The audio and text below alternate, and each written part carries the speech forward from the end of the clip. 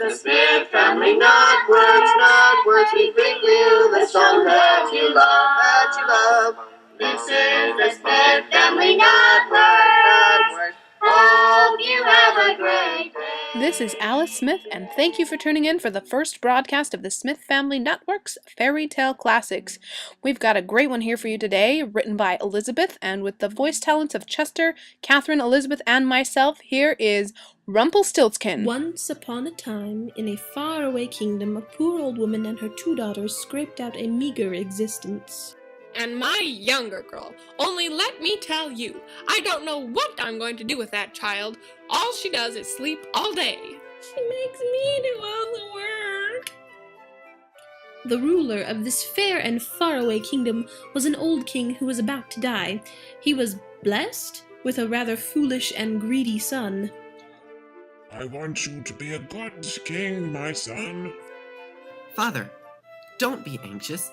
As long as I have plenty of money, nothing can go wrong. As you can see, the kingdom had all the makings for a classic disaster. Let us follow. On a certain bright spring morning, the prince was out surveying the country on his favorite horse, Gilder. Whoa there, Gilder. Steady, steady. Well, what have we here? A charming little hovel. I'll only just look in the window. Certainly they won't mind. This cottage happened to be the home of the poor, tried old woman and her 2 daughters. No matter what I say, no matter the threats and tears and punishments, you are still as lazy as ever you were. Golda, I cannot continue to tolerate this rebellion, sleeping all day, leaving the chores to your sister, and being so absent-minded that everything you touch turns to dust. I wish I could do what she does.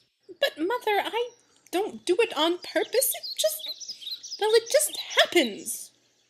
Well, this is the last straw. How could you forget poor Albert? And now we have no straw, and he will starve, and so will you, for that matter. Startled, their family quibble interrupted, the women looked up from their breakfast to see the prince, his head framed by the ivy surrounding their humble window. Oh, goodness gracious. Pray, do not be alarmed, my good people. I only wanted to observe the lives of my people. Not to intrude, but good woman, why were you scolding your beautiful daughter? The old woman's pride would not allow her to admit, especially to a royal prince, that she had a lazy daughter, so she quickly and creatively came up with a much more acceptable answer. Well, you see, my daughter, Golda, just spins and spins all day, and doesn't even have time to feed straw to the donkey. And even if she did have the time, she spun all the straw into gold, because she can, as a good fairy visited her at her birth. So our donkey is likely to starve because it's so terribly neglected. If she had thought it out with both hands for a century, she could not have invented an answer more implausible or terrible. My dear woman, spinning straw into gold? I must take this girl home with me. I would then be a good king because I would never lack for money. Good and thrice-tried woman, I have a proposition for you. I will take your daughter with me to the castle, and if she spins straw into gold, as you say, I will marry her, and a princess she will be. You, your other daughter, and your donkey will never want more. Nothing the old woman could say or do would dissuade the prince from his plan, so eventually she stupidly began to believe her own story. Blinded by the lure of a princess in the family, she eventually conceded, and before you could say Jack Robinson, he had carried Golda away to the castle. My dear child, don't look so terrified. You need not worry. I will not scold you for your beautiful gift as your mother did. It only required someone to appreciate it properly. I am that one, and you will be a princess. Does not this please you? Golda was so startled by this lightning-like turn of events that her tongue failed her. The prince, too caught up in his dreams of wealth to pay heed to her consternation, brought her to the castle as rapidly as he could, and installed her in a comfortable dungeon that was filled with straw. After some confusion, He also managed to procure a spinning wheel, a meal, and a cot for her to sleep on. Having accomplished this, he turned to the poor frightened girl and proceeded to explain the situation. My apologies for the raucous. Now, allow me to explain the situation. As spinning straw into gold has heretofore been entirely undocumented, I require some proof before I marry you and attach myself to a low-born commoner with no prospects and no dowry. I do hope you are not offended. I do not think. Good. This, therefore, will be your test.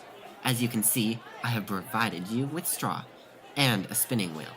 You will spin me this into gold, all tonight. You have until sunrise. If you fail, I will have you publicly executed and will put your family in this dungeon. If when I rise and find the gold, you will be my dear wife and queen of all the land. Oh dear. The prince, his good sense and greed both satisfied at once, dismissed any further attempt at conversation and left to find his dinner. Golda sat down and decided that the most productive use of her time would be to curse her mother.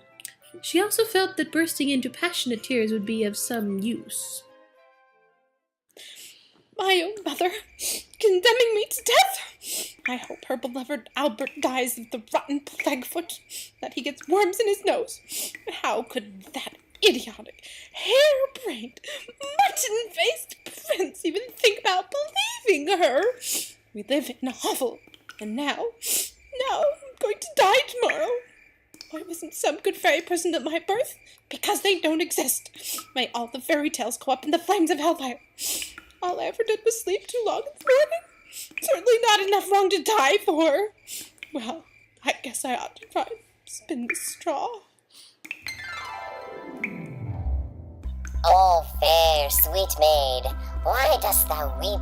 Thy tears will wash away all the smiles of the world, and it will drown in the sorrow. May not I, thy own humble servant and master of some small things, be of assistance in the drying up of the fountains of thy woe? As she looked up through the mist of her world-drowning tears, Golda saw an ugly old dwarf. His legs were skinny and twisted, feet turned in so far that his toes touched each other. He had an enormous head and an even larger hump on his back.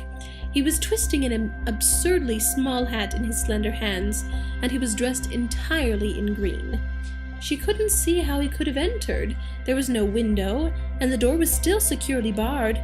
Golda, a sensible girl at times, decided not to question either his presence or appearance, and began to relate the story of her woes. The dwarf listened sympathetically. Poor child, an unfortunate star has crossed thy path. But fear not, for I am a king among fairies, and I have heard thy plea and thy tears. I can spin this, thy straw, into gold of the finest and purest sort. Thou shalt be a princess on the morrow. You would do that for me? You, a fairy king? But how? And why? I didn't know that kings could spin. I certainly can't. Here, I will give you the wheel. Aye, but there is a price. Nothing may be accomplished without a price taken and paid. Well, that was well and good. I just don't want to die, and I will if you don't spin.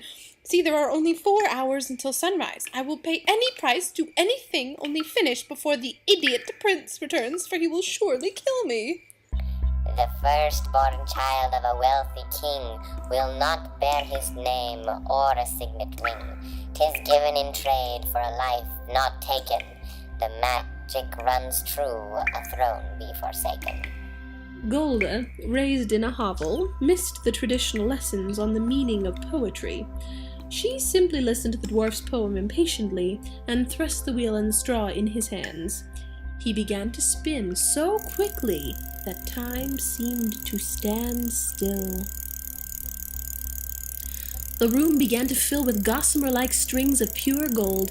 As Golda watched in amazement, the straw disappeared. This is Alice, and you've been listening to Rumplestiltskin on the Smith Family Networks.